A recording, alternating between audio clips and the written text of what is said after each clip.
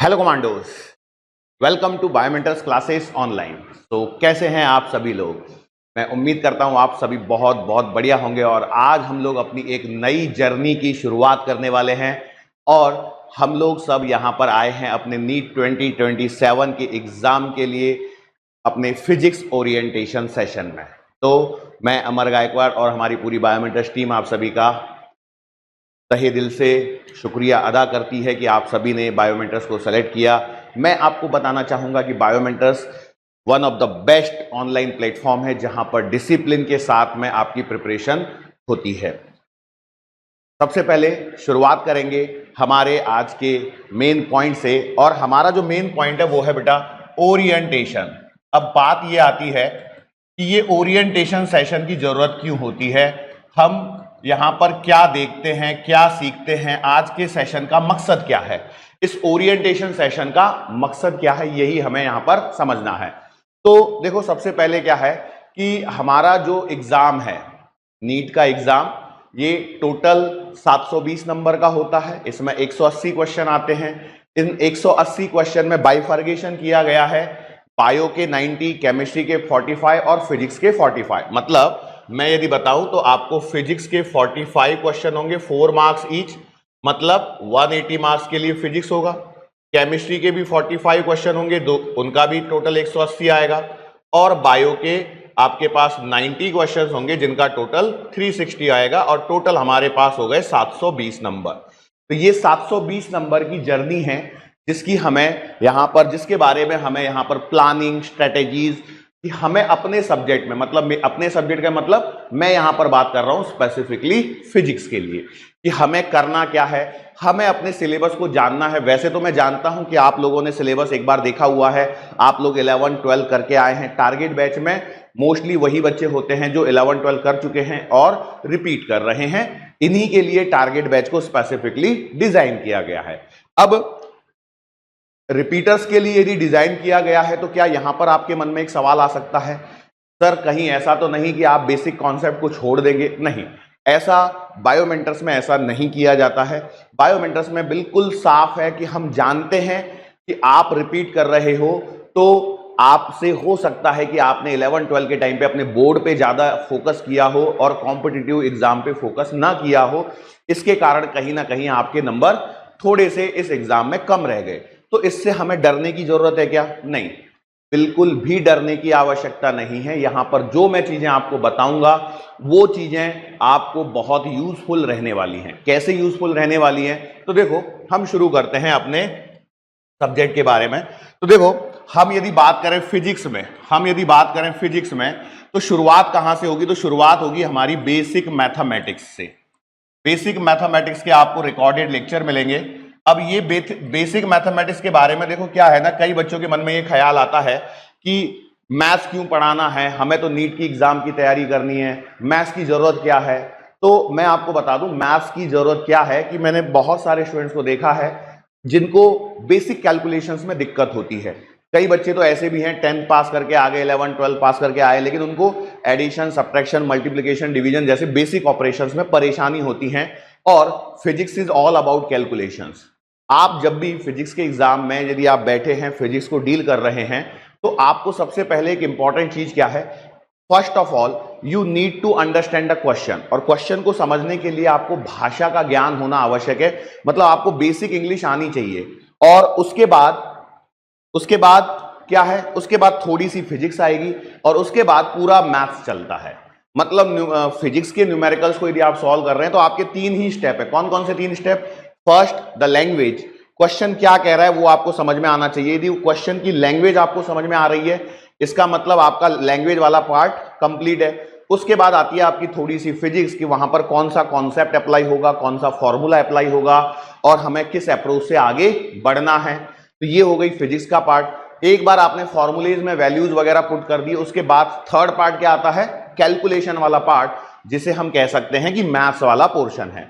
अब आप हो सकता है कि आपने सब कुछ पहले से पढ़ा होगा, नहीं भी पढ़ा होगा तो भी कोई दिक्कत वाली बात नहीं है। हमारी जो शुरुआत होगी वो कहां से होने वाली है? बेसिक मैथमेटिक्स से होने वाली है।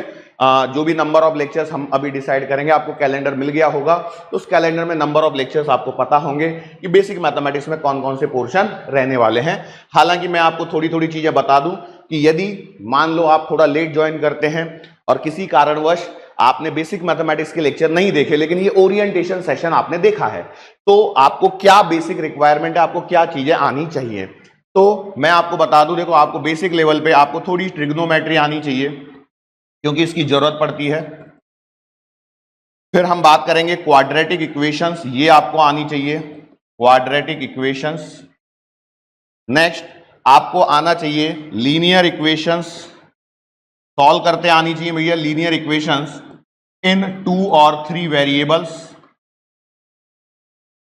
नेक्स्ट जो इंपॉर्टेंट चीजें हैं मैं सिर्फ उन्हीं पर फोकस कर रहा हूं अभी। इसके अलावा यहां पर आपका डिफरेंशिएशन का एक टॉपिक है और एक टॉपिक है आपका इंटीग्रेशन का, और एक चीज है आपकी ग्राफ। ग्राफ को बेटा हम लोग motion in a straight line में ही कवर करते हैं, यहां पर कवर नहीं करते हैं बेसिक मैथमेटिक्स में, लेकिन हाँ आपको बेसिक ग्राफ्स के बारे में आइडिया होना चाहिए। ये वो चीजें हैं जो आपका बेस बनाती हैं। लेकिन इसके अलावा यदि मैं आपसे बात करूं, इसके अलावा यदि मैं आपसे बात करूं तो बेसिक मैथमेटिक्स में आपको पावर शिफ्टिंग, ये पावर शिफ्टिंग का क्या खेल है, पावर शिफ्टिंग कहिए या फिर डेसिमल शिफ्टिंग कहिए, ये आपको आना बहुत बहुत बहुत आवश्यक है। यदि ये आपको नहीं आ रहा है तो आप कैलकुलेशंस में डेफिनेटली मिस्टेक करने वाले हैं और सबसे ज्यादा प्रॉब्लम बच्चों को यहीं पर होती है। आपको इसके अलावा और बेसिक चीजों में यदि मैं बात करूं तो आपको स्क्वायर्स आपको याद होने चाहिए बेटा, 1 to 30 तक आपको स्क्वायर याद होने चाहिए और आपको क्यूब्स याद होने चाहिए एटलीस्ट 1 to 10 तक, और आपको टेबल्स भी याद होनी चाहिए कहां तक, 1 to 30 तक। देखो ये बहुत बेसिक चीजें हैं जो मैं आपको बता रहा हूं। आपको लग रहा होगा कि सर कितनी बेसिक बातें कर रहे हैं, लेकिन मैं आपको बता दूं जब तक आपका बेस स्ट्रांग नहीं होगा, फाउंडेशन जब तक आपका स्ट्रांग नहीं होगा, एक अच्छी इमारत, मजबूत इमारत नहीं बन सकती है। तो इसके लिए आवश्यक है कि आपको पहले अपने फाउंडेशन पर काम करना होगा। हाँ, अब एक सवाल आता है, कई बच्चों को लगता है कि सर हमें लॉग सीखना पड़ेगा क्या, लॉग के बिना कैसे काम होगा। तो मैं आपको बता दूं कि हमारे यहां पर फिजिक्स में आपको लॉग की आवश्यकता नहीं है। हाँ, केमिस्ट्री में आपको पढ़ती है तो केमिस्ट्री वाले फैकल्टीज आपको बताते हैं कि भाई क्या लॉग के ऑपरेशंस कैसे आपको परफॉर्म करने हैं, यहां पर क्या ट्रिक्स हैं, क्या टिप्स क्या हैं, वो सारी चीजें वहां पर डिस्कस होंगी। हमें फिजिक्स में लॉग की आवश्यकता नहीं रहती है, इसलिए मैं वहां पर लॉग के बारे में हम लोग बिल्कुल भी बात नहीं करेंगे। ये मेन चीजें हैं जो आपको बेसिक मैथमेटिक्स में आपको यहां पर करनी है। अब ये आप खुद से करें या अपने बायोमेंटर्स के जो भी लेक्चर डले हुए हैं उनके थ्रू करें, करना होगा, क्योंकि जब तक आप ये नहीं करते हैं और इसके बिना यदि आप आगे बढ़ते हैं तो आपको आगे चल के परेशानी होगी। ये बात आप सत्य मानिए। नाउ इसके बाद ये तो हो गया हमारा बेसिक मैथमेटिक्स का सेशन। इसके बाद आपके जो मेन लेक्चर चालू होने वाले होंगे टारगेट बैच में, ये जून में, फर्स्ट वीक ऑफ जून से स्टार्ट होंगे, फर्स्ट वीक ऑफ जून से स्टार्ट होंगे आपके मेन लेक्चर, जहां पर आपका सिलेबस जो है मैं आपको बता दूं, आपने यदि एनसीईआरटी की किताबों को देखा हुआ है तो आपके पास में 4 बुक्स है एनसीईआरटी में। कौन कौन सी? एक है आपके पास 11th पार्ट 1, 11th पार्ट 2, फिर 12th पार्ट 1 और 12th पार्ट 2। हमारा जो सीक्वेंस रहने वाला है इसमें, हमारा सीक्वेंस क्या रहेगा, सबसे पहले हम 11th पार्ट 1 को कंप्लीट करेंगे, this is our first priority. उसके बाद हम यहां से मूव करेंगे बेटा, पूरे 12th के पोर्शन को कंप्लीट करेंगे, यहां से हम सीधा यहां मूव करेंगे। ऐसा क्यों है, इसका क्या रीजन है, क्या लॉजिक है? तो देखो मैं आपको बता दूं, ये जो क्लास 12 की ये वाली जो फिजिक्स का पोर्शन है, इसका जो बेस है ये यहां पर है आपका, ये क्या है, बेस है। कौन? 11th की पार्ट 1। आपको काइनेमेटिक्स आनी चाहिए, आपको फोर्स के कैलकुलेशंस आनी चाहिए, आपको एनर्जी कैसे काम करती है, एनर्जी की एक्सप्रेशंस क्या हैं, फोर्स और एनर्जी को कैसे रिलेट किया है, वर्क को कैसे रिलेट किया है, वो सारी चीजें यहां पर आनी चाहिए। वेक्टर्स कैलकुलेशंस आपको आनी चाहिए, तभी आप क्लास 12 के पोर्शन में आप अच्छे से ग्रैस्प कर पाओगे। और वो भी स्पेसिफिकली कौन सा वाला पोर्शन बेटा, 12th पार्ट 1 का, ठीक है। तो 12 पार्ट 2 की क्या कहानी है? तो देखो 12 पार्ट 2 की कहानी बहुत आसान है, इसमें ऑप्टिक्स वगैरह है, मॉडर्न फिजिक्स है, तो इसमें इतना बेस आपका होना आवश्यक नहीं है, क्योंकि कहीं ना कहीं हम यहां पर कर लेते हैं। लेकिन मेरा ये सीक्वेंस है कि मैं इनको पहले करता हूं और इस वाले पोर्शन को लास्ट में लेता हूं, इस वाले पोर्शन को लास्ट में लेता हूं। क्या रीजन है? इसके दो कारण हैं। अब दो कारण कौन कौन से दो कारण हैं?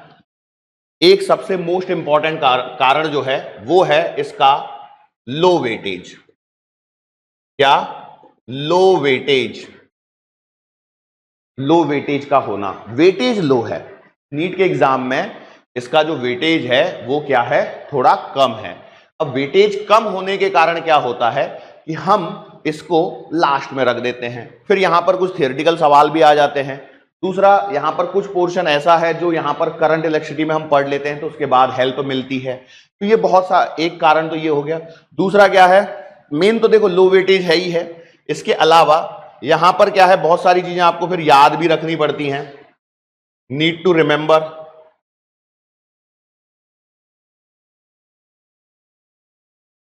क्योंकि यहां पर क्या है, कंफ्यूजिंग वाली चीजें,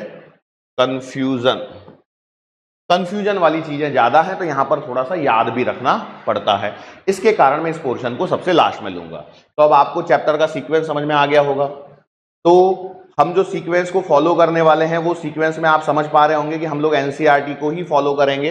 एनसीईआरटी के अनुसार सबसे पहले यूनिट्स एंड मेजरमेंट, सबसे पहले क्या होगा बेटा, आपका यूनिट्स एंड मेजरमेंट चैप्टर चालू होगा। उसके बाद सेकंड नंबर पे हमारे पास स्केलर्स एंड वेक्टर्स। अब एनसीईआरटी में स्केलर्स एंड वेक्टर्स नाम का कोई चैप्टर नहीं है, स्केलर्स एंड वेक्टर्स नाम का कोई चैप्टर नहीं है। इस चैप्टर को एनसीईआरटी में अलग अलग हिस्सों में दिया गया है। कहां कहां दिया गया वो भी मैं बताऊंगा। इसके बाद हम आगे बढ़ जाएंगे और हम पहुंच जाएंगे बेटा आपका motion in a straight line, motion in a straight line. चौथा, मोशन इन अ प्लेन, जिसे आप कंबाइनली काइनेमेटिक्स कहते हो। कंबाइनली क्या कहते हो? काइनेमेटिक्स। पांचवा चैप्टर यहां पर आएगा लॉज ऑफ मोशन। देखो जैसे मुझे चैप्टर्स के नाम याद है वैसे ही आपको भी याद होने चाहिए। Work energy and power, work energy and power. और उसके बाद हम बात करेंगे यहां पर सर्कुलर मोशन के बारे में। किसके बारे में बात करेंगे? Circular motion. तो next chapter is circular motion. Again मैं यहां पर फिर से एक बार और आपको बता दूं, एक ये वाला चैप्टर स्केलर्स एंड वेक्टर्स, ये आपको एनसीईआरटी में नहीं है, और ये सर्कुलर मोशन भी स्पेसिफिक चैप्टर नहीं है। याद रखना टॉपिक्स हैं ये, पर कहां है? स्केलर्स एंड वेक्टर्स का कुछ पोर्शन आपको यहां पर मोशन इन अ प्लेन में मिलेगा, कुछ पोर्शन यहां पर लॉज ऑफ कुछ पोर्शन आपका वर्क एनर्जी पावर में मिलेगा और कुछ पोर्शन आपको मिलेगा रोटेशनल मोशन में। ऐसे ही सर्कुलर मोशन का कुछ हिस्सा जो है आपका, सर्कुलर मोशन का जो कुछ हिस्सा है,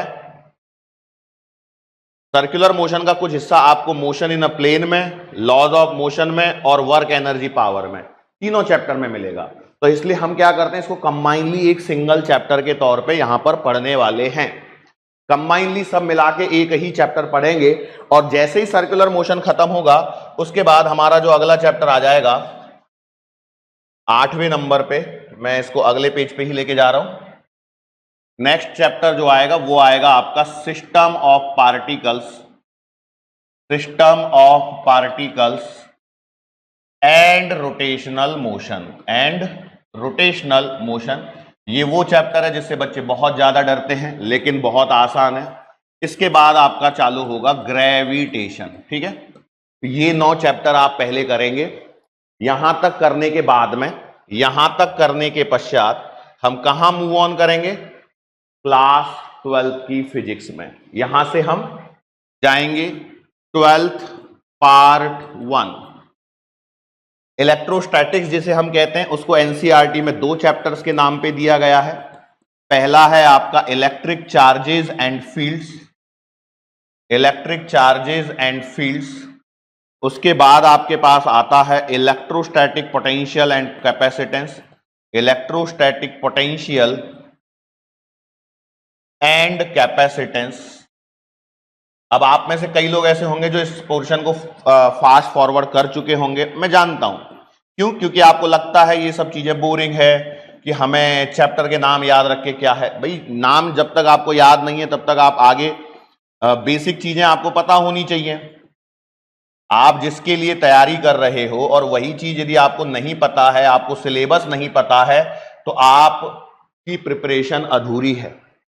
इस बात को दिमाग में बिठाइएगा कि आपको यदि चैप्टर्स के बारे में पता ही नहीं है कौन से चैप्टर्स हैं, इसका मतलब आपकी प्रिपरेशन कहां चल रही है? नहीं चल रही है, आप प्रिपरेशन कर ही नहीं रहे हो। इसके बाद अगला चैप्टर आ जाएगा मैग्नेटिज्म एंड मैटर। अब मैं ये सब चीजें क्यों बता रहा हूं, कहीं ना कहीं कुछ कारण होगा। मैग्नेटिज्म एंड मैटर के बाद में हम लोग आगे बढ़ जाएंगे इलेक्ट्रोमैग्नेटिक इंडक्शन, इलेक्ट्रोमैग्नेटिक इंडक्शन। उसके बाद में यहां पर आएगा electromagnetic waves, sorry alternating current. उसके बाद में आ जाएगा इलेक्ट्रोमैग्नेटिक वेव्स। यहां पर आपकी एक किताब और फिनिश हो जाएगी, फिर हम आगे बढ़ेंगे। फिर आपके पास में क्या आएगा? Ray optics and optical instruments, ray optics and optical instrument. अभी इन चैप्टर्स के नाम के आगे मैं यहां पर आपको कुछ वेटेज भी देने वाला हूं, इसलिए लिखें तो ज्यादा बेटर है। वेव ऑप्टिक्स, नेक्स्ट आएगा आपका dual nature of radiation, dual nature of radiation and matter, radiation and matter. फिर आपके पास में आ जाएगा यहां पर एटम्स, फिर आएगा न्यूक्लियाई, और लास्ट में आएगा यहां पर सेमीकंडक्टर इलेक्ट्रॉनिक्स, सेमीकंडक्टर इलेक्ट्रॉनिक्स। ठीक है, तो ये हो गई आपके पास क्लास 12 की पार्ट 2 की किताब। फिर और आगे बढ़ते हैं तो हमारे पास में कौन आएगा? 11 की पार्ट 2। यहां पर फिर से नंबर ऑफ चैप्टर्स देखिए। पहला आएगा mechanical properties of solid, mechanical properties of solids. दूसरा आएगा मैकेनिकल प्रॉपर्टीज ऑफ फ्लूइड्स। फिर आएगा यहां पर thermal properties of matter, thermal properties of matter. Next यहां पर हम पढ़ेंगे काइनेटिक थ्योरी। एनसीईआरटी में आपको पहले थर्मोडायनेमिक्स दिया गया है, ये भी मैं आपको बता दूं। एनसीईआरटी में पहले आपको थर्मोडायनेमिक्स दिया है और उसके बाद काइनेटिक थ्योरी दिया है, लेकिन हम पहले काइनेटिक थ्योरी पढ़ेंगे, फिर थर्मोडायनेमिक्स पढ़ेंगे। उसके बाद में ये आ गया ऑसिलेशंस, और लास्ट में आ गया वेव्स। ठीक है, अब शुरुआत करते हैं इसके वेटेज वाले पॉइंट की। देखो, इन दोनों चैप्टर्स को, mechanical properties of solids and mechanical properties of fluids, इन दोनों चैप्टर को मिलाकर के बेटा एक क्वेश्चन का एक्सपेक्टेशन रहता है। इन तीनों चैप्टर को मिला के 2 से 3 क्वेश्चन आते हैं, और इन दोनों को भी मिलाने पर 2 से 3 क्वेश्चन आते हैं, और समटाइम्स एक ही क्वेश्चन भी आता है। कभी कभी ऐसा होता है कि पेपर वहां से बनता है आगे वाले पोर्शन से जो मैंने पहले बताया, तो कई बार वेव्स में से क्वेश्चन आता ही नहीं है, या ऑसिलेशन में से क्वेश्चन आता ही नहीं है। तो इसलिए मैंने क्या बोला कि जो 11th पार्ट 2 है, 11th पार्ट 2 जो है वो आपका लो वेटेज वाला पोर्शन है। अभी तक तो ऐसे ही होते आ रहा है। मतलब आप समझिए कि यहां से ओवरऑल यदि आप मैक्सिमम भी जाओगे, 3 और 3 6 और 1 7 क्वेश्चन मैक्सिमम आने वाले हैं आउट ऑफ 45 क्वेश्चन। लेकिन जो बचा हुआ पोर्शन है वो हाई वेटेज क्वेश्चन पोर्शन है, तो उस पर आपको थोड़ा सा ज्यादा फोकस करने की आवश्यकता है। अब यहां पर यदि मैं आ जाऊं तो ray optics and optical instrument और वेव ऑप्टिक्स, इनको यदि मैं मिला दूं तो 3 से 5 क्वेश्चन का वेटेज बेटा अकेले इन 2 चैप्टर का होता है। इंडिविजुअल चैप्टर के वेटेज के बारे में हम बात नहीं करते हैं। यहां पर हमेशा क्या बात की जाती है? ग्रुपिंग में। फिर ये वाला जो पोर्शन है जहां पे ये 4 चैप्टर दे रखे हैं, यहां पर बेटा आपके पास में 5 से लेकर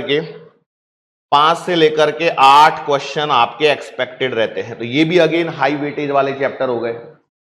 अब इसमें अब क्लास 12 की पार्ट 1 में जब मैं बात करता हूं तो थोड़ा सा यहां पर ध्यान देखिए, ये 3 चैप्टर जो है ना, कौन से, करंट इलेक्ट्रिसिटी से लेकर के इलेक्ट्रोस्टैटिक्स, ये 3 चैप्टर हैं। यहां पर भी लगभग 4 से लेकर के 7 क्वेश्चन पूछे जाते हैं, 4 से 7 क्वेश्चन। अब देखो ये वेरी करते हैं, ऐसा नहीं है कि तुमने हायर साइड पकड़ लिया और फिर बोले सर 45 से ज्यादा टोटल हो गया। भाई वेरी करेंगे ना, और कहीं पर मिनिमम साइड में भी ऐसा हो सकता है कि आप बोले कि सर मिनिमम को हमने जोड़ा, ये भी 45 से ज्यादा आ रहा है। तो उसका रीजन क्या होगा, मिक्सिंग होती है चैप्टर्स की कई बार, मतलब कुछ कॉन्सेप्ट वर्क एनर्जी पावर से ले लिया, कुछ यहां से ले लिया, तो वो कॉन्सेप्ट के लिए हम यहां पर लिखते हैं।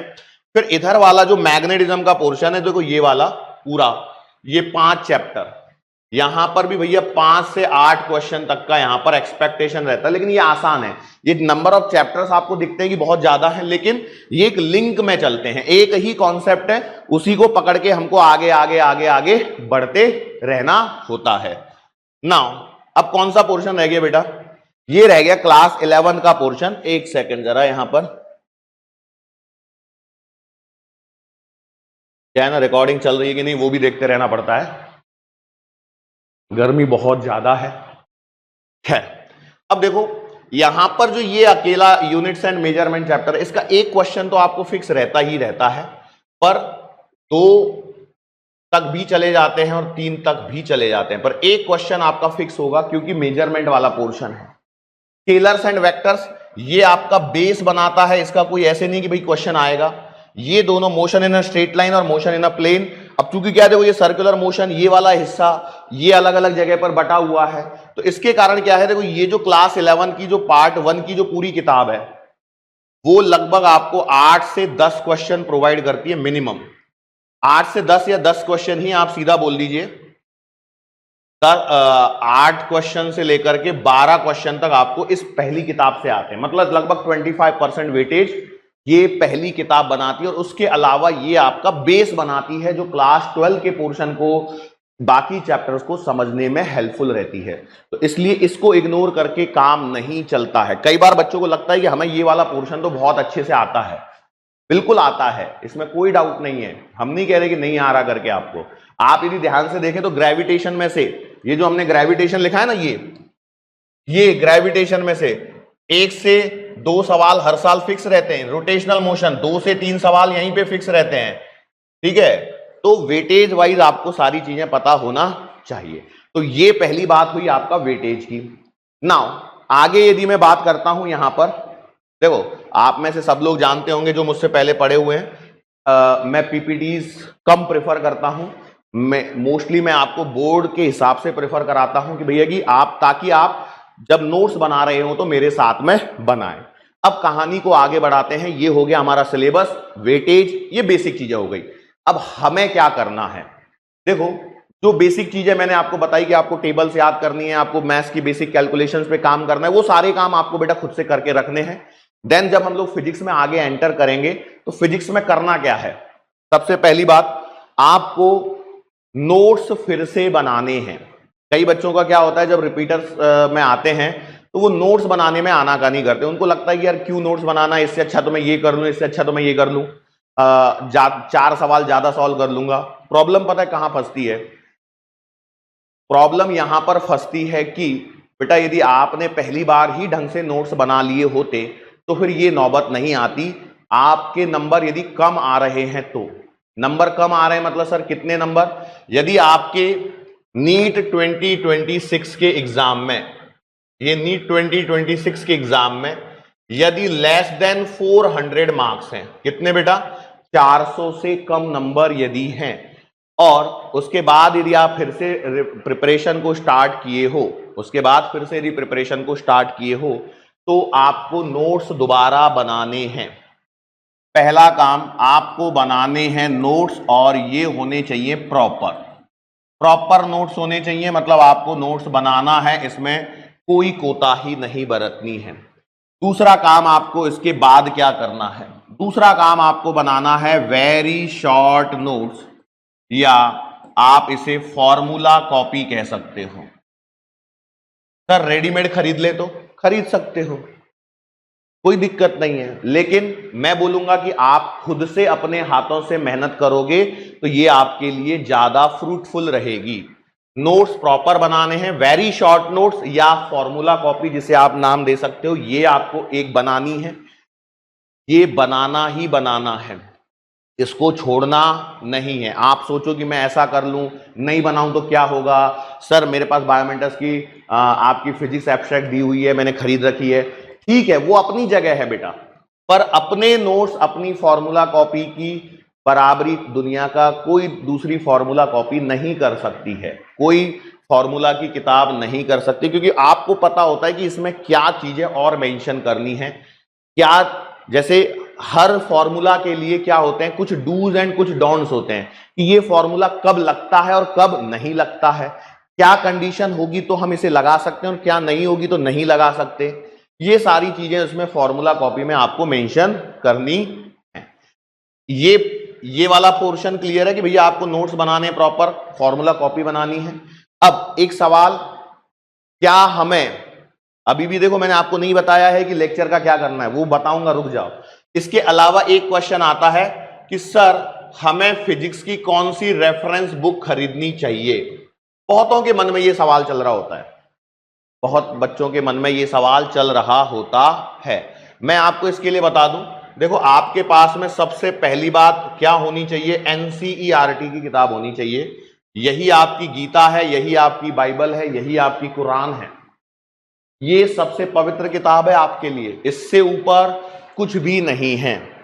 इसके अलावा, अब इसके अलावा मुझे क्या करना है, सर वो एक सर हैं, उनकी एक किताब आती है, क्या मैं वो खरीद लूं? बिल्कुल खरीद सकते हो।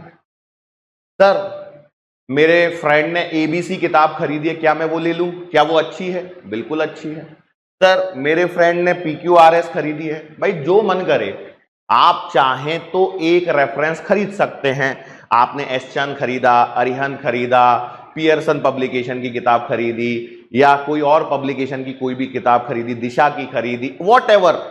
अदरवाइज बायोमेंटर्स के नोट्स में सब कुछ दिया हुआ है आपको। बायोमेंटर्स में प्रिंटेड पीडीएफ फॉर्मेट में जो नोट्स मिलते हैं उसमें सब कुछ मेंशन है, लेकिन फिर भी यदि आप चाहते हैं तो आप बिल्कुल ले सकते हैं, कोई दिक्कत नहीं है। ये आपकी मोस्ट प्रायोरिटी वाली चीजें हैं, सबसे ज्यादा प्रायोरिटी आपको इसी को देनी है। किसको? एनसीईआरटी को। एनसीईआरटी में थ्योरी अच्छी दे रखी है, कॉन्सेप्चुअल पॉइंट्स दे रखे हैं। आपने यदि 2026 का पेपर देखा होगा तो वहां पर डायरेक्ट क्वेश्चन भी पूछे गए हैं, क्योंकि आते हैं भाई डायरेक्ट क्वेश्चन, उसको कोई ये नहीं कर सकता कि नहीं आते, डिनाई नहीं कर सकता, आते हैं, तो ध्यान रखें, है ना। नाउ अब एनसीईआरटी की किताबों के अलावा मैंने आपको क्या बोल दिया, आपको जो मन करे, वो एक सर की किताब है, फेमस सी, मुझे नाम याद नहीं आ रहा है, बहुत बच्चे उस बुक को रेफर करते हैं, शायद गैलेक्सी है या कौन सी है, नहीं गैलेक्सी नहीं, नाम भूल रहा हूं मैं। और and I am not talking about SC Verma, SC Verma sir की किताब की बात नहीं कर रहा हूं, वो जेईल वालों के लिए होती है, आपके लिए उसकी जरूरत नहीं। एक और सर हैं, फेमस हैं, लेकिन एकदम से नाम स्लिप ऑफ टंग हो गया, मेरे को याद ही नहीं आ पा रहा है। खैर, तो आप उनकी बुक को भी रेफर कर सकते हो, जो नीट वर्जन है, उनकी जेई के लिए भी आती है और नीट के लिए भी आती है। आप समझ गए होंगे, जो बच्चे पढ़ रहे हैं, पढ़ाकू बच्चे हैं जो पढ़ते हैं, उनको तो पता लग ही गया होगा कि कौन सी किताब की मैं बात कर रहा हूं, नाम याद नहीं आ रहा है। कोई भी बुक रेफर कीजिए, पर एक ही बुक।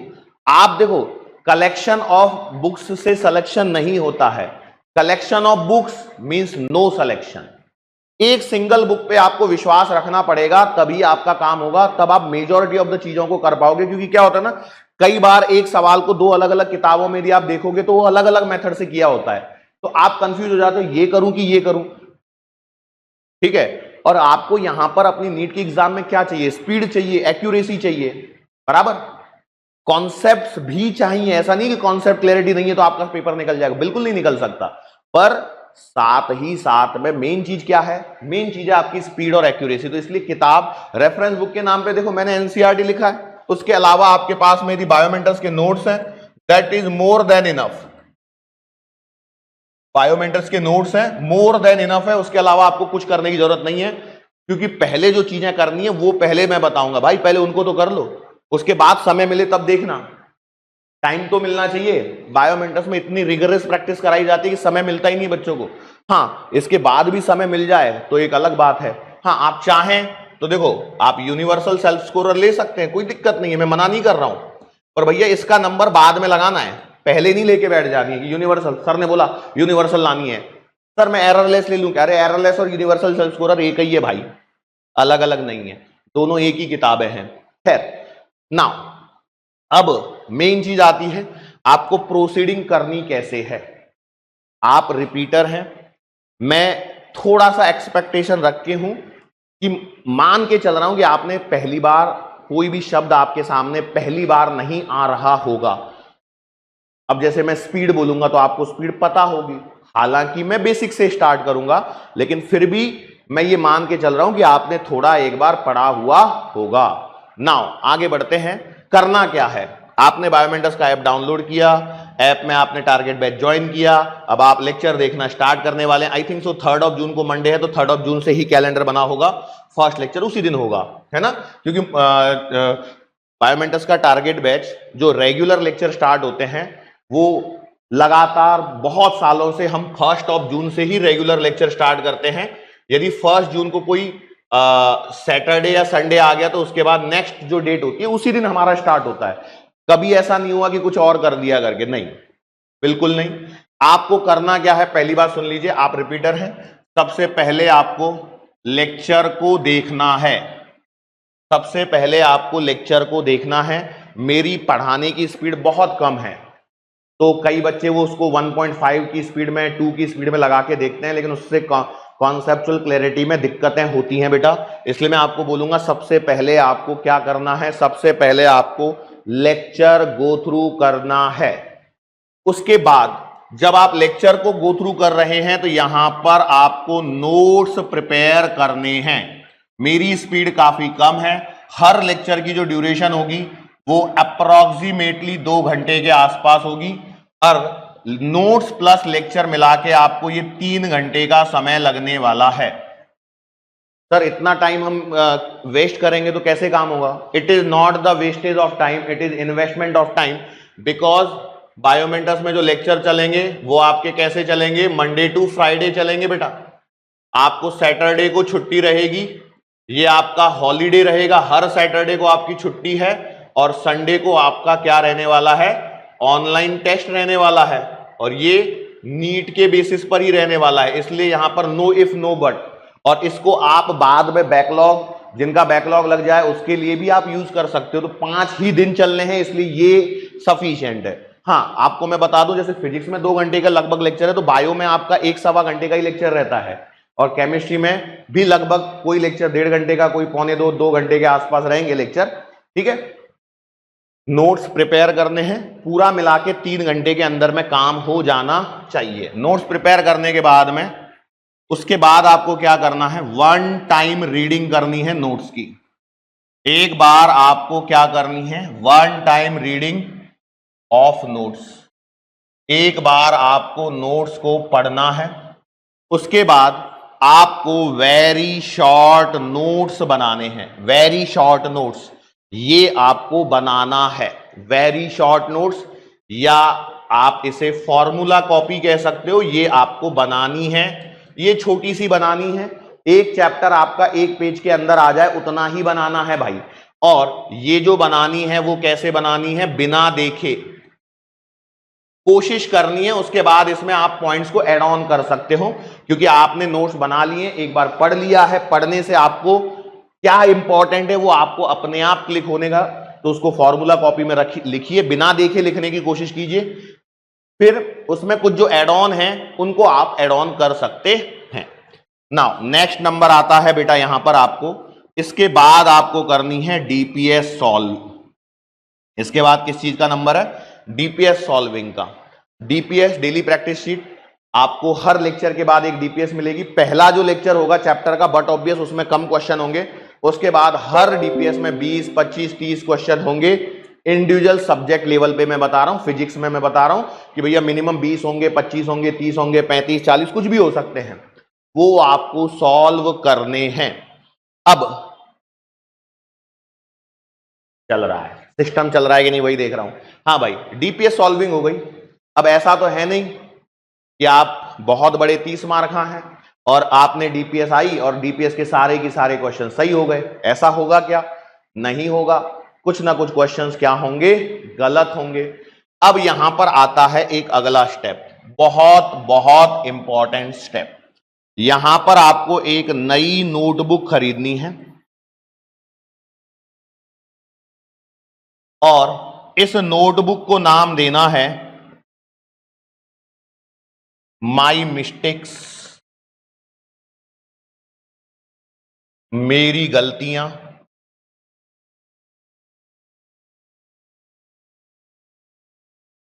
और यहां पर वाई, और यहां पर अपना नाम या योर नेम, अपना नाम लिख देना भाई। क्यों? पब्लिश करेंगे हम अगले साल, छपवाएंगे इसको कि मैंने क्या क्या गलतियां करी। देखो ये क्यों जरूरी है। आपने जब डीपीएस सॉल्व करी तो भैया उसमें ऐसा नहीं होगा कि हर क्वेश्चन आपको आता है, नहीं होगा।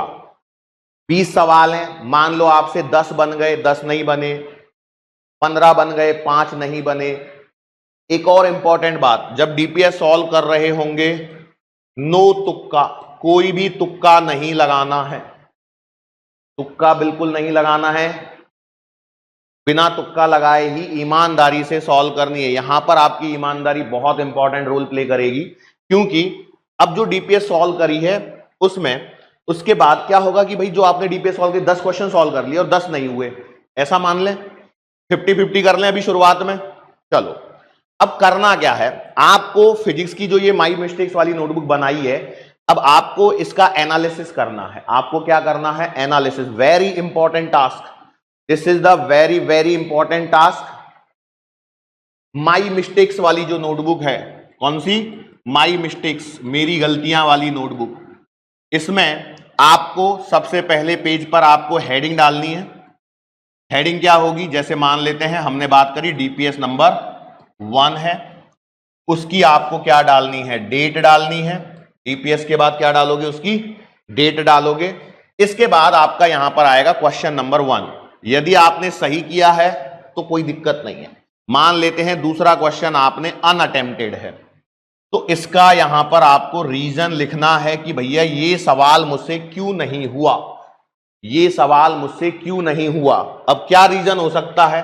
आपको फॉर्मूला याद ना आ रहा हो, यही मेन रीजन होगा भाई, या आपको कॉन्सेप्ट याद नहीं आ रहा है, तो आप लिखेंगे formula not record, concept not record. ये चीजें बहुत इंपॉर्टेंट है। मान लेते हैं एक सवाल है तीसरे नंबर पे, ये आपका गलत हो गया। क्या हो गया? गलत। भाई तीन ही चीजें हो सकती हैं, या तो सही होगा तो कोई दिक्कत है ही नहीं है। प्रॉब्लम कहां है? जो आपने नहीं किया और जो किया वो गलत हुआ, इन दो में ही प्रॉब्लम है। तो गलत हुआ तो इसका भी क्या कारण रहा था गलत होने का? व्हाट वाज द रीजन कि ये गलत हुआ? तो गलती के क्या कारण हो सकते हैं? फॉर्मूला गलत लगा दिया, रॉन्ग फॉर्मूला, या रॉन्ग कॉन्सेप्ट, या कैलकुलेशन मिस्टेक। भाई देखो मिस्टेक्स में बता रहा हूं, कैलकुलेशन मिस्टेक आप कर सकते हैं। कई बार पता है क्या होता है, जैसे 2 की पावर 3 है, हम 6 लिख देते हैं गलती से जल्दबाजी में, तो इसे क्या बोलें? कैलकुलेशन मिस्टेक बोल सकते हैं, या फिर आपके पास में कोई सिली मिस्टेक हो गई। कई बार हमसे और पता है क्या होता है कि हमने क्वेश्चन को ढंग से रीड ही नहीं किया। रीड नहीं किया मतलब कई बार सवाल होते हैं ना, करेक्ट, नॉट करेक्ट, इसमें कंफ्यूज हो गए, ये गलतियां हो सकती हैं। जो भी गलती आप कर रहे हो उसे मेंशन करो, लिखो मेरी गलतियां जरूरी हैं, इसकी कॉपी बनेगी प्रॉपर। टोटल आपके 200 लेक्चर होने वाले हैं और लगभग आपके 40 के आसपास टेस्ट होंगे थ्रू आउट द ईयर। भाई देखो मंडे टू फ्राइडे लेक्चर चलेंगे, 5 दिन के हिसाब से आप लगा लो, पूरी फिजिक्स को 200 लेक्चर में हम समअप करेंगे, तो 200 के आसपास डीपीएस होंगी। नॉट एग्जैक्टली 200, कुछ कम या कुछ ज्यादा, थोड़ा बहुत इधर उधर वेरिएशन होगा, प्लस माइनस 10% का, मतलब 180 से 220 के बीच में हम खत्म करेंगे। पहला मुद्दा। दूसरा क्या होगा? टेस्ट। तो अब जून से लगा लो, आपका पहला जो टेस्ट होगा 3 और 7, 10 और 7, 17 जून, 17 और 7, 24 जून के आसपास पहला टेस्ट हम प्लान करेंगे, क्योंकि क्या है थोड़ा सा सिलेबस तो हो जाए तभी तो टेस्ट लेंगे। तो वहां से लेके यदि चलाओगे तो जुलाई, अगस्त, सितंबर, अक्टूबर, नवंबर, दिसंबर, जनवरी, फरवरी, मार्च, अप्रैल, तो लगभग 10 महीने हो जाते हैं। तो 40 टेस्ट आपके पास में होंगे। तो सब कुछ करना है बेटा। ये डीपीएस के लिए अलग काम करना है, टेस्ट के लिए बताऊंगा मैं, ठीक है। Not correct. इसके अलावा और बताए बच्चे क्या मिस्टेक करते हैं। एक मिस्टेक और होती है बच्चों से, क्या होता है, यहां पर क्वेश्चन लिखा था, इसमें दिया था यहां पर ए, फिर बी, फिर सी और फिर डी, और फिर यहां पर ऑप्शन होते हैं 1, 2, 3, 4, और यहां पर तो ए होता है, यहां सी होता है, यहां बी होता है, और यहां पर या फिर यहां डी होता है, यहां पर बी ऐसे होता है। तो बच्चा यहीं से सेलेक्ट करा जाता है। तो ये गलती देखो, ये सिली मिस्टेक है, ध्यान नहीं गया, क्वेश्चन ढंग से रीड नहीं किया। तो ये गलतियां नहीं होनी चाहिए। इन्हीं से आपके धीरे धीरे करते हुए आपका स्कोर बढ़ेगा। तो ये बहुत बहुत इंपॉर्टेंट है। अब आपका एनालिसिस करने के बाद में, ये मेरी गलतियां हो गई बराबर। अब ये जो एनालिसिस चल रहा है, इसमें लास्ट में क्या आएगा, लास्ट में आपको आपके नंबर्स को मेंशन करना है। भैया ये इतने का है, मान लो 20 क्वेश्चन की डीपीएस है या 25 क्वेश्चन की डीपीएस है, तो 100 में से कितने नंबर आपको मिले, 100 में से कितने नंबर आपको मिले, और इसकी बाद में क्या कैलकुलेट करनी है, परसेंटेज। क्या कैलकुलेट करनी है, परसेंटेज। क्यों परसेंटेज कैलकुलेट करनी है, उसका रीजन ये है बेटा कि आपको हर दिन थोड़ा सा आप में इंप्रूवमेंट चाहिए। ऐसा नहीं होना चाहिए कि आगे बढ़ने पर पीछे सुपड़ा साफ हो रहा है, ये नहीं होना चाहिए, ठीक है। कोशिश करनी है आपको ये चीज करने की, ठीक है। अब हम वापस चले जाते हैं अपने कहां पर, यहां पर लेक्चर देखा, नोट्स बनाए, एक बार रीडिंग करी, वेरी शॉर्ट नोट्स बनाए, फिर डीपीएस बनाई फिर ये डीपीएस सॉल्व करने के बाद इनको मेरी गलतियां लिख दी भैया आपने यहां पर। अब गलतियां लिखने के बाद की कहानी, 7वां, 1 more time revision, 1 more time revision of notes and DPS. Notes and DPS, notes का और डीपीएस के क्वेश्चन का एक बार क्या कर लेना है, रिवीजन। तो इस प्रकार से ये 7 स्टेप्स में आपका काम होगा। अब मैं आपको बताऊं, ये रिवीजन जब आप करोगे ना, तो ये आपको ऐसे करना है, जैसे आप बैठे, पहला टॉपिक चालू हुआ, दिमाग में बिल्कुल आंखें बंद कर लेनी है और आपको बड़बड़ाना है। लो, घर वालों को भी लगना चाहिए कि बेटा पागल हो गया। जिस दिन पागलों जैसी हरकतें चालू होंगी ना, उसी दिन आपका सिलेक्शन होने वाला है ना, समझ के रखना। और इसमें ज्यादा समय नहीं लगाना चाहिए। ये आपका मैक्सिमम जो है, हर चैप्टर के लिए आपको शुरुआत में 10 से 15 मिनट से ज्यादा इसमें नहीं देने हैं। चैप्टर खत्म हो जाए उसके बाद में देखो आपकी आंखों के सामने एक विजुअलाइजेशन आ जाना चाहिए कि भाई ये मेरा सिलेबस है, ये टॉपिक हमने पढ़ा था, ये सब कुछ मुझे आता है। यस, क्लियर है क्या? चलो, अब सेम कहानी आपको रिपीट करनी है, किसके लिए, जो वीकली टेस्ट होंगे। क्या होंगे? Weekly test. वीकली टेस्ट के लिए भी सेम रिपीट करना है वही काम। क्या क्या रिपीट करना है कि भैया टेस्ट का एनालिसिस की एक अलग कॉपी, टेस्ट एनालिसिस। और टेस्ट एनालिसिस में हर टेस्ट में वही क्वेश्चन नंबर सही है, गलत है, अनअटेम्प्टेड है, क्यों गलत है, जो हमने डीपीएस के लिए काम किया था। फिजिक्स, देखो मैं आपको बता दूं, फिजिक्स एक ऐसा सब्जेक्ट है जो स्कोरिंग नहीं है, कम है स्कोरिंग नीट वालों के लिए। क्यों? क्योंकि वो डरते हैं, इसलिए ये खेल है, बाकी कुछ नहीं है। अब यदि आप इसको ढंग से करते हैं और अपने इंप्रूवमेंट को ट्रैक करते हैं, तो आपको सफलता से कोई नहीं रोक सकता। एक बात याद रखना, नीट के पेपर में चाहे कुछ भी हो जाए, हर बच्चा बायो करने ही वाला है, केमिस्ट्री करने ही वाला है। इन दोनों को यदि आप कर लेते हो तो 540 नंबर है यहां पर, और इस 540 में से मैक्सिमम बच्चे 500 तक पहुंच जाते हैं जो रैंक लेके आ रहे होते हैं। उल्टा 540 भी हिट कर देते हैं। प्रॉब्लम कहां होती है? प्रॉब्लम होती है हमारे सब्जेक्ट में जिसका नाम है फिजिक्स। फिजिक्स में 180 आउट ऑफ 100 पे भी बच्चा कई बार अटक जाता है। पर आप सोचो, हर बच्चा, यदि जो कोई सवाल सब बच्चे सही कर रहे हैं, वो आपने गलत किया, तो आपका नुकसान ज्यादा है। क्योंकि यदि सब बच्चे सही कर रहे हैं और आपने भी सही किया तो कोई फर्क नहीं पड़ेगा। लेकिन फर्क कब पड़ेगा? जो सवाल हर बच्चा सही कर सकता है वो आपने गलत कर दिया, तो आप माइनस चले गए। पहला मुद्दा। दूसरी बात, जो सवाल हर बच्चा गलत कर रहा है वो आपने भी गलत किया तो भी कोई फर्क नहीं पड़ेगा, पर यदि वो सवाल आपका सही हुआ तो आपको एडवांटेज मिलेगा। दो चीजें हैं भाई, देखो पेपर में जो सवाल हैं उनका क्या होता है, सवालों का पैटर्न कैसा है कि एवरी स्टूडेंट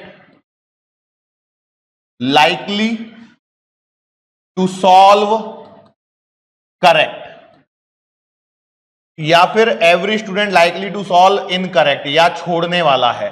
ये दो वैरायटी के सवाल होते हैं मेनली बोल रहा हूं। एक और वैरायटी बनती है, एक तो वो जो हर बच्चा सही करने वाला है जिसने पढ़ाई करी है, और एक वो सवाल जो आउट ऑफ द बॉक्स आता है। जैसे 2025 के एग्जाम में आपने वो फ्लूइड का एक सवाल देखा होगा, प्रेशर वेशर वाला वो सवाल था, वो किसी से होना ही नहीं था नीट के लेवल पे, बिल्कुल नहीं होना था।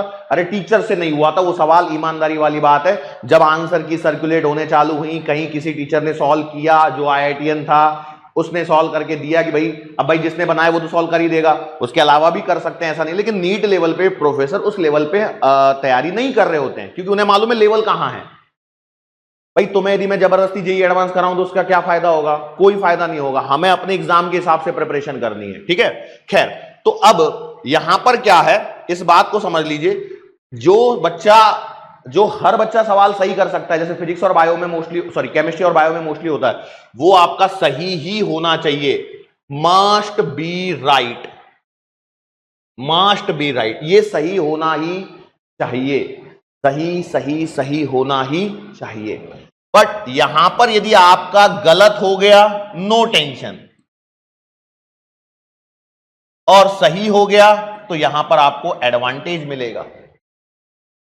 अब एक और क्वेश्चन, सर हमें एग्जाम में कैसे पता लगेगा कि ये सवाल सबका सही हुआ होगा, गलत हुआ होगा? कॉमन सेंस है भाई, जो सिलेबस पढ़ रहे हैं, जो नॉर्मल क्वेश्चन है वो आपका सही होना ही चाहिए, और जो कुछ तो भी अतरंगी दिख रहा है उसमें दिमाग नहीं लगाना है। एक बात ध्यान रखो,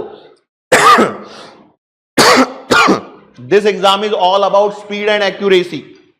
ये इस एग्जाम में स्पीड और एक्यूरेसी ही मेनली देखी जाती है।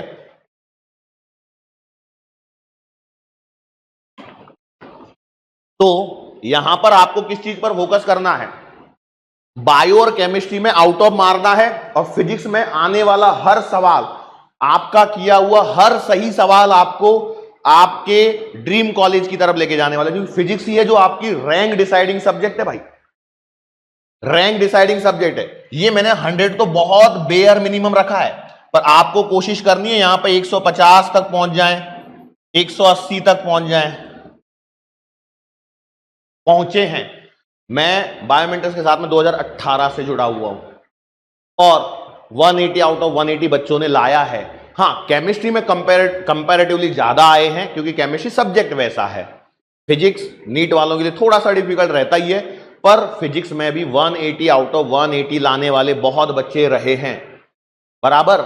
तो ये बात मत सोचना कि फिजिक्स में आते नहीं है, आते हैं, पर मैं तो आपके डर के हिसाब से मैं आपको बता रहा हूं कि यदि आप यहां पे 500 आ गए, इसके बाद यदि फिजिक्स में 100 भी आए तो आप 600 पे हो, 150 आ गए तो 650 पे हो, 720 में से 720 में से 650, मतलब आपका ड्रीम कॉलेज आपका मिल गया। पर कहीं ना कहीं आपको मार्क्स के लिए मेहनत तो करनी होगी। अब एक और चीज मैं आपको कुछ बताना चाहूंगा, देखो क्या रिवीजन कितनी बार करें, कितनी बार डीपीएस को सॉल्व करें, कितनी बार टेस्ट को सॉल्व करें। हमारा एक स्टूडेंट हुआ करता था, विवेक दुबे हुआ करता था, मतलब अभी भी है, वो एम्स भोपाल में है। तो आई थिंक वो 2 या 3 साल पहले का पास आउट है, 22 का पास आउट होगा। उस बंदे ने हमारी डीपीएस, हमारे टेस्ट पेपर्स और यूनिवर्सल सेल्फ स्कोरर, ये 3 किताब, देखो उसने हमारी डीपीएस करी, हमारे टेस्ट पेपर करे, और उस समय प्रिंटेड नोट्स नहीं थे शायद बायोमेट्रिक्स के, तो डीपीएस टेस्ट पेपर इसने इनको 5 टाइम्स किया हुआ था। कितना बार? 5 बार, हर डीपीएस को, हर टेस्ट पेपर को। और यूनिवर्सल उसने 4 टाइम्स सॉल्व करी हुई है, 4 बार, 5वीं बार चल रही थी एग्जाम से पहले, पूरी सॉल्व करी है। अब तुम सोचो उस बंदे की कितनी प्रैक्टिस हो गई। प्रैक्टिस यदि उसने करी है तो वो एम्स भोपाल में पहुंचा उस समय, क्योंकि भाई देखो पेपर जैसा भी रहा हो, लेकिन कहीं ना कहीं कंपटीशन है, हर स्टेट का अपना एक अलग कंपटीशन है, उससे आपको जीतना ही होगा। तो भाई उस कंपटीशन में वो पहुंचा मेहनत करके, बिना मेहनत के कुछ नहीं होता है। ठीक है, तो मेहनत करोगे तो सब कुछ होगा। तो भाई इस लेवल की आपको ये चाहिए डेडिकेशन, कितना, इसलिए मैंने बोला क्या आपको सिर्फ और सिर्फ आपको बायोमेंटर्स के नोट्स टीपीएस और टेस्ट, इन्हीं पर फोकस प्रायोरिटी पे करना है। इसके अलावा कहीं कोई दिमाग लगाने की जरूरत नहीं है। जो हम पढ़ा रहे हैं वही एग्जाम में आ रहा है, और हम पढ़ाएं या कोई भी पढ़ाए, भाई एग्जाम में तो वही आएगा ना जो सिलेबस में है। और सिलेबस के बाहर का कोई पढ़ा रहा है तो वो आपका टाइम वेस्ट कर रहा है, और सिलेबस के अंदर में भी बहुत हल्के लेवल पे पढ़ा रहा है तब भी आपका टाइम वेस्ट हो रहा है। इस बात को ध्यान रखना, क्योंकि क्या होता है ना, आपने बहुत सारे टीचर्स को देखा होगा जो बहुत मस्ती में आके पढ़ाते हैं। देखो वो अपनी अपनी चॉइस होती है। हम कहीं ना कहीं एक सीरियस काइंड ऑफ टीचर हैं, तो हमें उतनी मस्ती वगैरह, हाँ आपको मैं बताऊं, मैं ऑफलाइन में जहां पढ़ाता हूं, ऑफलाइन में जब मैं पढ़ाता हूं तो ऑफलाइन में फुल मस्ती चलती है। क्यों? ऑफलाइन में कोई ना कोई स्टूडेंट रहता ही है अतरंगी, वो कुछ ना कुछ हरकतें करते ही रहता है, और उसकी हरकतों को देख के फिर हम कुछ ना कुछ उल्टा जवाब देते हैं। हाँ, अब यही बात है कि बस मेरी रील्स बाहर नहीं आ पाती हैं, कि मेरी रील्स नहीं बनती है, मेरी रील्स कोई बनाता नहीं है। नहीं तो खतरनाक रील्स तो मेरी भी बनती है, मैं भी बहुत भिगो भिगो के मारता हूं शब्दों के जाल, शब्दों के प्रहार से। सिर्फ बस कुछ लोग फेमस हो गए, कुछ लोग कम फेमस हैं।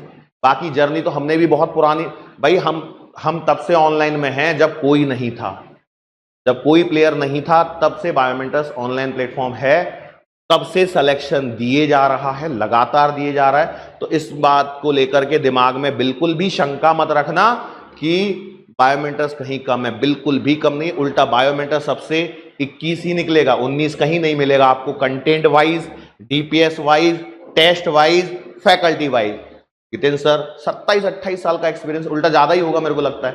भाई मेरा भी अब 15 साल से ऊपर हो गया, मेरे को भी पढ़ाते पढ़ाते। अब पढ़ा रहे 15 साल से घास थोड़ी काट रहे हैं, पढ़ा रहे, हमें मालूम है सिलेबस क्या है, हमें मालूम है पेपर कैसा आएगा, किस लेवल पे आएगा। हाँ, अनएक्सपेक्टेड चीजें कभी कभी हो जाती है, जैसे 25 में हुआ, तो भाई ऐसा थोड़ी कि पूरा पेपर अनएक्सपेक्टेड है। 2-4 सवाल थे, 2-4 सवाल थे, वो तो किसी से ना हुए। जब किसी से ना हुए और तुमसे भी ना हुए तो कोई फर्क नहीं पड़ता, पर बाकी वही था जो हम करा रहे हैं। क्यों? होगा भाई, सिलेबस है, तो इसलिए कोई ऐसा नहीं कि मैंने बहुत महान काम किया है। बस हाँ, मैं पूरी शिद्दत से पढ़ाता हूं, पूरे मन से पढ़ाता हूं, जो मुझे अच्छा लगता है पढ़ाना, इसलिए पढ़ा रहा हूं। और सेकंड इंपॉर्टेंट थिंग क्या है कि मैं स्टूडेंट के भविष्य के लिए पढ़ा रहा हूं, टाइम पास नहीं करा सकता। मैं टाइम पास यदि कराने बैठूं तो टाइम पास होगा, उससे फायदा नहीं होगा। तो ये जरूरी है कि हमें एक सिस्टम के अंदर में बने रहना, सिस्टम के अनुसार चलना है। ठीक है, तो ये था बेटा हमारा ये मुझे लगता है आपको इस ओरिएंटेशन सेशन से काफी फायदा हुआ होगा। हाँ, शुरुआत में कुछ चीजें बोरिंग रही, लेकिन बाद में क्योंकि चैप्टर के नाम लिखे मैंने, तो आपको लगा होगा अरे चैप्टर के नाम तो हमें आते हैं सर, क्या बात कर दी, ये कर दी। अरे भाई मैं जानता हूं, आप में अभी भी यदि किसी से पूछो तो ईमानदारी से जो जितने चैप्टर मैंने लिखे हैं वो लाइन से बता दे। नहीं पता होता है एनसीईआरटी में क्या है क्या नहीं है, प्रॉब्लम है, बहुत बच्चों के साथ में है। पर याद रखिए, यदि आपको अपने ड्रीम कॉलेज पहुंचना है तो मेहनत करनी पड़ेगी, और अभी से करनी पड़ेगी। अभी से जुट जाइए, अभी से जुट जाएंगे तो आपको परेशानी का सामना नहीं करना पड़ेगा। आपको एक अच्छे नंबर आएंगे, अच्छी रैंक आएगी, ये मेरा विश्वास है, क्योंकि मैं जानता हूं कि मैं जो पढ़ाता हूं वही एग्जाम में आता है।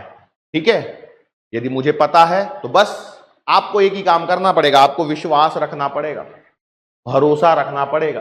बिना भरोसे के काम नहीं होता है। यदि आप मन में शंका लिए रहोगे तो फिर आपको सफलता नहीं मिलेगी। सफलता के लिए भरोसा आवश्यक है।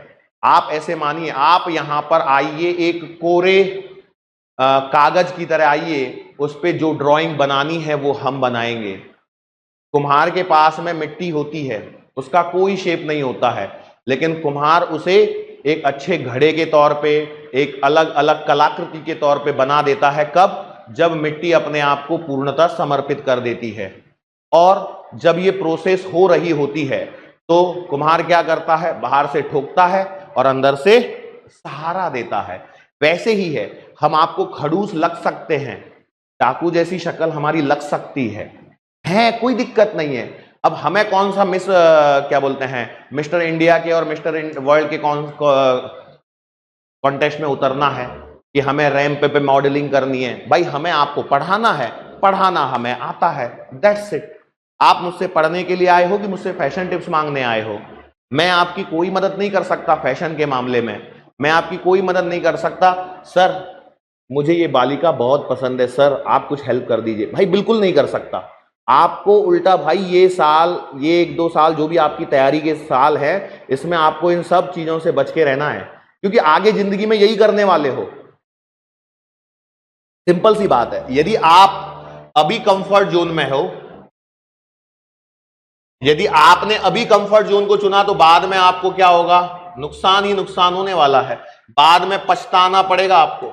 लेकिन यदि आपने अभी डिसकंफर्ट जोन में रह के मेहनत करी, तो बाद में आप अपनी लाइफ को कंफर्ट जोन में लेके जा सकते हो। ये आपके ऊपर है भाई, कब रुकना है। अभी आपको सिर्फ और सिर्फ किस चीज पर फोकस करना है? पढ़ाई, पढ़ाई और पढ़ाई। इसके अलावा कोई इफ नहीं, कोई बट नहीं, कोई शादी नहीं, कोई त्योहार नहीं, कुछ नहीं। 1 साल जी जान लगा दीजिए, आपके सिलेक्शन को कोई नहीं रोक सकता। क्योंकि जिस दिन आप बीच में एक दिन ब्रेक लेते हो ना, कि भाई कहीं चले गए, रिश्तेदारी में घुमाए, 7 दिन का ब्रेक लेके आए, 7 दिन के ब्रेक के बाद में आप आके लौट के बैठो, आपको फिर से जीरो जैसा ही लगने लगेगा। और ये होता है। हाँ, एक आध दिन मूड रिफ्रेश करना है, मैं समझ सकता हूं, रिजुविनेट करना जरूरी है, लेकिन 1 साल डेडिकेशन से दीजिए, आपका सिलेक्शन 101% लिखा हुआ है। क्योंकि आपको एक सीट के लिए मेहनत करनी है, और वो एक सीट आपको मिलेगी, पर कब? जब आप डिजर्व करते हो। यदि आप डिजर्विंग कैंडिडेट हो, तो आपको आपकी मेडिकल कॉलेज में सीट जरूर मिलेगी। हमारा टारगेट है कौन सा? AIIMS Delhi, 720 out of 720।